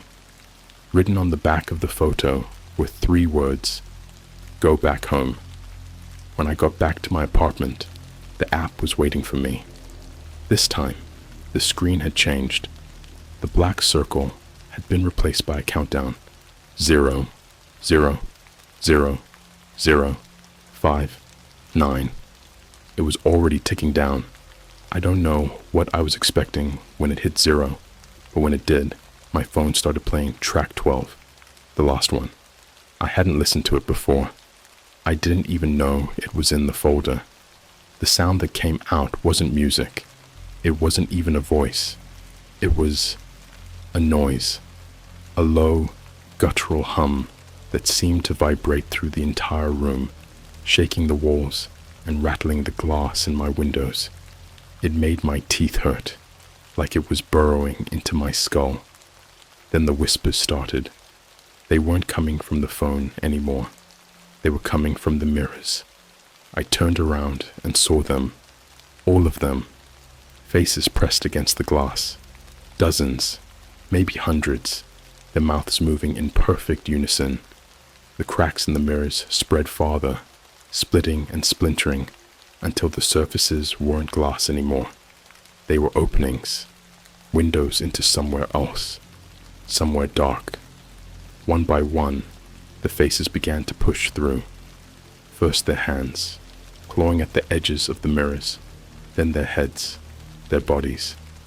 They were pale, almost translucent, their limbs too long and too thin, like someone had stretched them out. Their movements were jerky, unnatural, as if they weren't used to walking in our world. I grabbed the knife. I don't know what I thought I was going to do with it, but it didn't matter. The first one that came through the mirror in the hallway lunged at me, its mouth stretching open far wider than it should have been. I swung the knife, and for a split second, I thought I'd hit it. But it didn't stop. The blade went through it, like it wasn't solid. They don't bleed. They don't feel pain. By the time I made it to the front door, they were everywhere, crawling out of mirrors, windows, even the reflection in my microwave. Their whispers turned into screams, high-pitched, otherworldly screams that made the room vibrate. One of them grabbed my arm. Its touch was ice cold, burning like dry ice against my skin. I yanked away, leaving a strip of flesh behind in its hand. I ran.